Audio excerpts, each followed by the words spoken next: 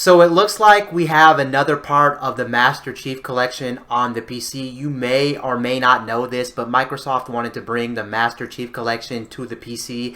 However, there were some limitations. They wanted to bring each game as an individual game to the PC, not just drop it all at once on the PC. So now you can finally play another part of the Master Chief Collection on the PC. This time we do have the original Halo, and the original Halo game is actually going to be Halo Combat Evolved Anniversary, and this one is actually the one that came out way back on the Xbox 360, if you guys remember this game. And this one's finally on PC to play right now, alongside I think we do have Halo Reach. So we have Halo Reach and Halo Combat Evolved, and then the other ones will be coming at a later date. I actually like the way that Microsoft is actually handling the way that this is actually coming to PC. You're not actually forced to buy the whole entire collection if you don't want to buy the whole entire collection. Say your favorite games like Halo 4 or Halo Reach or Halo 1, you can buy them as individual downloads and play them as like separate games.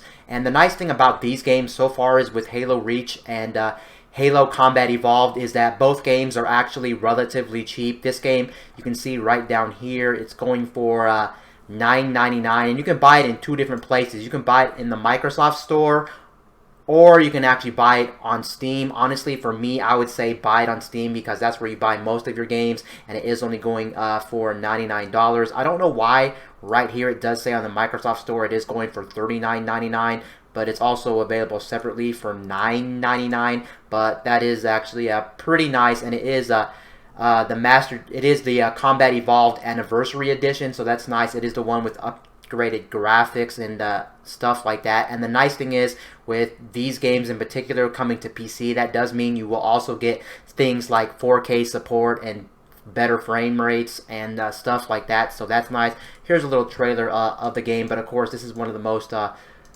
recognizable and most popular games of all time, so who doesn't know what Halo is? But here it is right here. Here it is, Halo Combat Evolved Anniversary, and you can see that this is definitely the upgraded version for the PC, because you can see this image right here. If I bring this in full screen, you can see that this looks very crispy, so you can definitely see this is actually playing on a PC rather than playing on something like an Xbox. I'm sure that on the Xbox One X it plays fine. It plays just as fine. It probably plays in like upscaled 4K or 4K possibly, but there it is. It is nice that this is finally coming to PC, so they're finally rolling it out in batches. And this also does kind of prove my point kind of to why the Xbox is also kind of becoming irrelevant as time goes on, because a lot of their first party IPs and a lot of their different games are coming to PC, whether it's just dropping them on storefronts like the Microsoft storefront, or dropping them on things like Steam, or now with Xbox Games Pass actually being on the PC. It's kind of almost starting to become more of a service for Microsoft. I think that's what Microsoft really envisions the Xbox platform. They really do envision the Xbox platform as more as like a service instead of like a platform where you're totally invested in their hardware, because let's face it, Microsoft used to never be about hardware. Of course, nowadays they make the Microsoft Surface products, they also make the Microsoft Xbox, and they are making hardware, but for the longest time they used to be a software development company where they would primarily focus on Windows. That was their primarily goal when they started and things like that. But yeah, it does prove that the Xbox in a lot of ways is just coming super irrelevant with all this stuff coming to PC. What's the point of owning an Xbox when you can play their IPs on PC now? But it's still a good thing though, because that means more of their games can reach a bigger audience who couldn't maybe normally play their games before because they couldn't afford an Xbox, or they already bought a PC and they didn't want to buy an Xbox. So now they can pretty much play all their games in one place, and that's nice that this actually is finally rolling out to people who play on PC. Now the next one is actually another article about NVIDIA GeForce Now. Now I've already practically covered NVIDIA GeForce Now before, and I already talked about some games leaving NVIDIA GeForce Now, but it does look like the situation is actually getting worse for the GeForce Now service. And I guess apparently why some games are actually leaving GeForce is because they weren't ever certified by the actual developer to be played on their platform. It's kind of not like Google Stadia, where each individual developer has to get, or has to actually reach out to Google and actually give them permission to stream the game, and they have a partnership. Basically how GeForce works is it allows you to stream any game on any platform or any storefront on the actual PC, and that's actually bad because that means the developers, a lot of them just don't give access to NVIDIA to actually allow you to stream their games because, of course, you're just playing your Steam games that you bought from like Steam or Epic Games or Origin or wherever you buy your games on PC, and that's not actually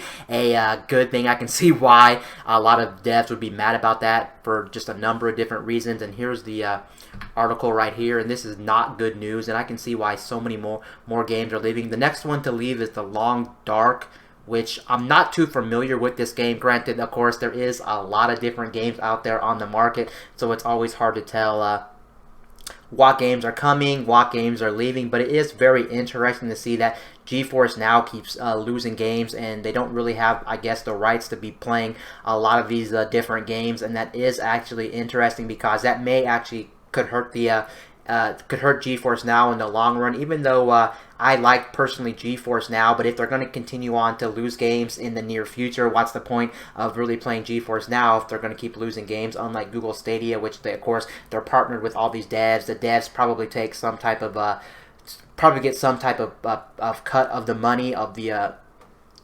revenue when it comes to their service, but here most likely devs don't get any cut of the revenue when they actually put their games on their service. But yeah, like I said, it is very interesting that they are losing games from time to time, and that is kind of unfortunate because that does mean less people will be willing to try your service if they know games are going to keep leaving. And this is a service too that's also not a free service. This is actually a pretty much a paid service. They do have a free tier out, but the free tier out is not good because the biggest hurdle with that is the fact that they limit you to 1 hours of gameplay, whereas the paid version, which is I think $5 a month or 10, I forgot. I want to say it's 5, but it's been a while since I used it. Either way, they limit you up to 6 hours of gameplay, which for most people and for most game sessions, that is fairly long. So if you're starting to pay for something like this, you want to make sure that your favorite games could actually work on this service. But if you're not guaranteed that your favorite game is not going to work on this service, it is kind of scary. And it's also,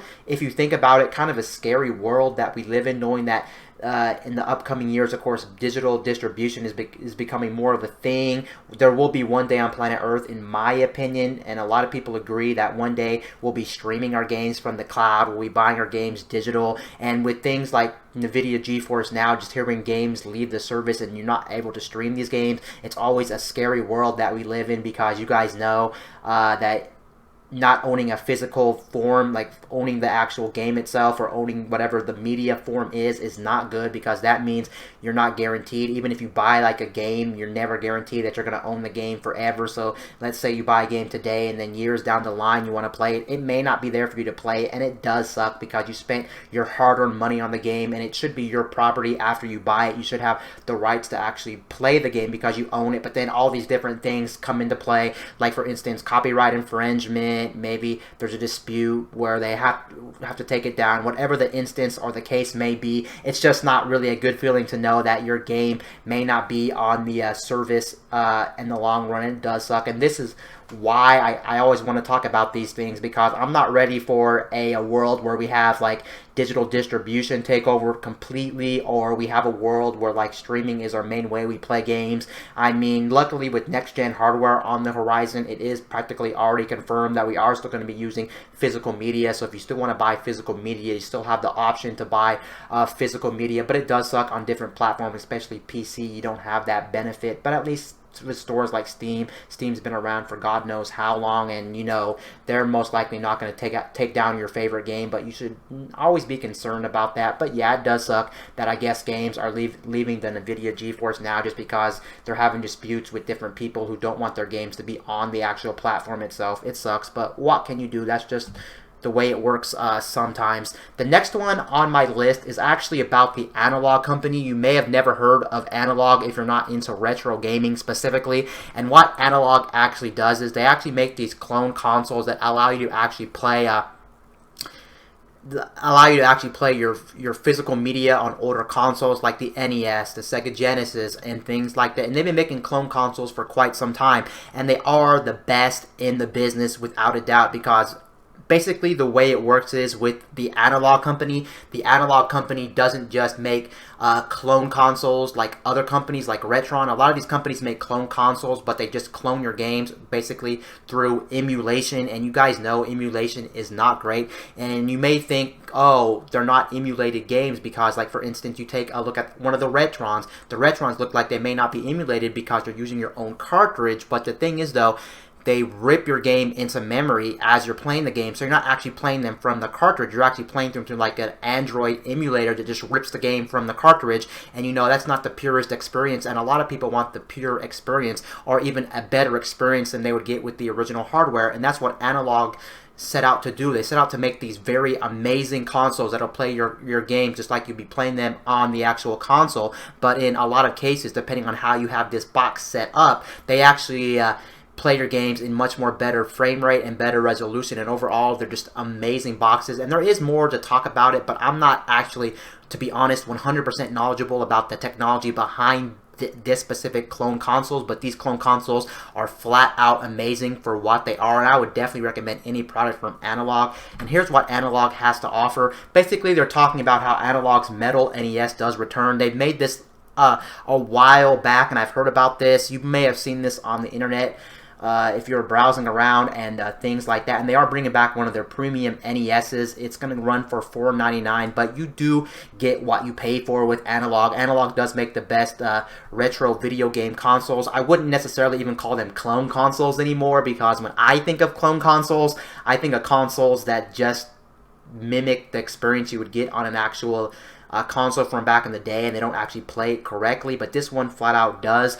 And they are going to be bringing back this Metal NES. It is expensive, and I will have to admit this is going to be for collectors only who have a big collection, because the problem with Analog equipment is you do have to own your own physical media here. You can't like emulate the games and things like that. You have to own your own collection, and owning a big retro video game collection is very expensive, so these products are only appealing to purists out there, and really only appealing to people who collect games. If you already have like a big NES collection and you're invested in NES, then definitely pull the trigger. This is probably one of the best ways, without a doubt, to play NES, and I always love the quality of Analog. I just love the fact that they actually want to preserve gaming history. They want to preserve these old consoles. They want to make these games look better, play better, sound better. Just overall, their hardware is flat out fantastic. And this is not the first box that they actually made. They made a whole bunch of other ones. They made one for the Sega Genesis, and I know they made one for the Super Nintendo. If you're into that, just keep note that these are very expensive. If you're kind of own an physical media for some of the older consoles, what I would personally recommend, buying a clone console like a Retron. Sure, you're not getting the best like performance or like true to life experience, but just the fact that they are fairly cheap for like an old clone NES for like 40 or 50 bucks, you're probably better off on that. But like I said, these are for the purists out there, and especially if you're a person who streams all the time, maybe retro games, and you're serious about streaming and things like this, this product is going to be amazing. I don't know if it's necessarily worth $400, taking in consideration other options on the markets to play old retro video games, and how good can you actually get an old retro video game to look. There has to be this area where you're spending more money than it's worth to really get these games and play these games. But at least the quality of this machine right here, you won't actually feel like you wasted your money. But again, it is a lot of money, but it's cool, I guess. Analog is deciding to actually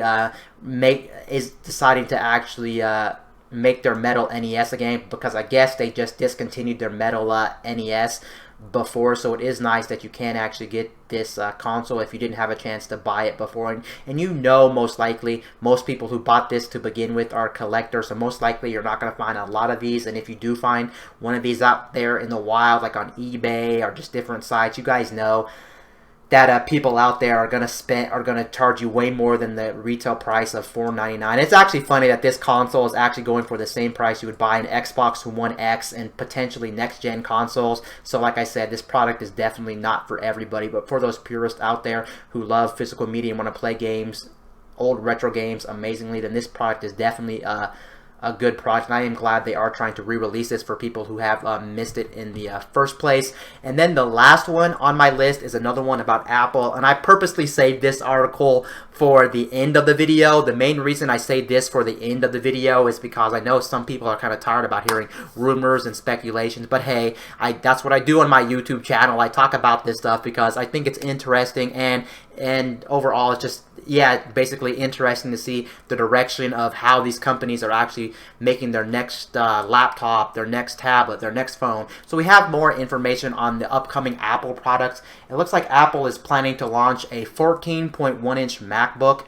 I'm not sure if they had a 14-inch MacBook before. I think they only did 15-inch and then a 12-inch maybe. I'm not quite sure what the MacBook and the MacBook Air actually had, but I know they had really small screens, 11 or 12-inch screens. It's always funny from year to year. It always seems like, especially with like laptops or smartphones or even tablets, they never really know what they want to do when it comes to the screen size. There is no wrong or right answer, of course, because it'll be personal preference to each individual. What type of screen do they want? Do they want a bigger screen for viewing experiences, or do they want a smaller screen that's going to be better for portability, especially when you're going to be traveling with these things? You might be throwing them in a backpack. You might be just lugging this thing around. So there is no wrong or right way. And obviously you can see that companies like Apple, Microsoft, Samsung don't even know what the screen size is supposed to be for a lot of these different devices, but it does seem from time to time these companies are just making devices with bigger and bigger screens. But it makes sense. A lot of people want these bigger screens because it means you're going to be more immersed in your content, especially when a lot of people on these different devices are going to be watching movies and things like that. Or for instance, a lot of people only own one device now. Some people may only own like a smartphone or a tablet or something like, for instance, a laptop. So it makes sense to go bigger since it's primarily going to be your main device or your only device for a lot of people out there. But yeah, they're planning to do a 14.1-inch MacBook right here. You can see right here. And it looks like they're going to be going with a mini LED display. I'm guessing mini LED. I'm not really 100% too familiar with mini LED, but I think mini LED is actually better than the panels that they are using today. So I'm assuming they'll be pretty good. I don't think they'll be as good as something like OLED, I do believe, but either way, they are going to be pretty kick-ass displays. And I think mini LED is what they actually also want to use on their MacBook and the iPad Pros. The iPad Pro 2 that's coming out, I think, in 2020. So that's going to be very interesting when they actually implement that. And I am glad they are starting to get better screens on their devices. Even though Apple does have some pretty high resolution screens, the quality of their screens aren't necessarily the best when you compare them to things like Samsung, who always use OLEDs on a lot of their different devices. So it is nice to actually get those better screens, more saturated, colors pop more. Overall, they just look more vivid, just more, you can be more immersed, colors look better, like I said, so that's nice. They are doing this. And yeah, that's pretty much it. And they're also talking about how, for instance, they want to release other stuff besides a brand new MacBook. It's actually interesting. We already got a brand new MacBook Pro late last year, I think in October, which is still the current MacBook Pro, the MacBook Pro 16-inch. So that's actually very interesting. But yeah, 14.1-inch wouldn't be bad. It would be somewhere a little bit different. It wouldn't be 16-inch, which 16-inch is starting to get a little bit too big because it's close to 17 inches. And I know some people don't want to lug that around, but if you're doing a lot of productivity, I can see why you would want something like 16 or 17-inch laptop at your disposal if that's your main computer and you do a lot of productivity and a lot of work. But then I can see a lot of people who are always traveling, maybe going on like airplanes, car rides, coffee shop to coffee shop. I can see why you'd want something like a 15-inch or a 14-inch that's a little bit more smaller and a little bit more lighter as well. So yeah, that's very interesting. It's nice that companies are still in like the mood where they have different like different screen sizes. We're not just stuck to one screen size. So I don't think one screen size fits everybody, but I would imagine if they did make one screen size, for instance, what could you really do? You would have to buy it, and you'd probably be able to live with it, and you'd probably just adjust your life to having only one screen size. But I'm glad companies do offer you the option to have different screen sizes. The one thing I always never understood when it comes to companies and actually having different screen sizes, it sucks that usually when you have a bigger screen, it most likely costs you more money. And then on top of that, if you also want like the best specs and overall the best package with like the most stuff for your for your product, like a laptop, a tablet, or a smartphone, you have to get a bigger screen, and that does suck. You are missing features on something that's much more smaller, and I'm not actually really a big fan of that because, for instance, someone may want a smaller iPhone, but they want the features like a better processor in some cases, or for instance, they definitely want a better camera. A lot of times, these companies, especially with smartphones, they only give the best camera to their best model with the biggest screen, and some people just don't want to carry a big screen around with them, so it's kind of unfair. I personally feel like to give the models with the smaller screen gimped features, but I understand why they do that as well, because they want people to pay more as well. And if they gave the same features to something on like the smaller version, what would be the incentive to actually buy the bigger version if they only just gave it like a bigger screen? You know, so I understand that point too. But yeah, they're going to be releasing that one. It looks like, again, these are only speculations and rumors, because you can see right here it does say apparently, so I want to make that very clear. A lot of times I like doing rumors and speculation, so take this with a grain of salt, but most likely a lot of these things do get leaked out, so this is the real deal. It's not like it's fake or anything like that. It is most likely going to be real. I don't see why not, and they have this information. But yeah, iPad Pros 2020, 16-inch MacBook Pro with mini LED, so it looks like the standard now for a lot of Apple products moving forward into 2020 is going to be that mini LED displays, which I've already went through, and then they're going to be adding the iPad Pros, and the iMac Pro is going to probably have that display as well. So overall, there's some pretty good products coming out from Apple in 2020, so be on the lookout for that. And yeah, that's pretty much going to cover it for this video. Anyway, guys, this is Wayne from MyTech News, signing out.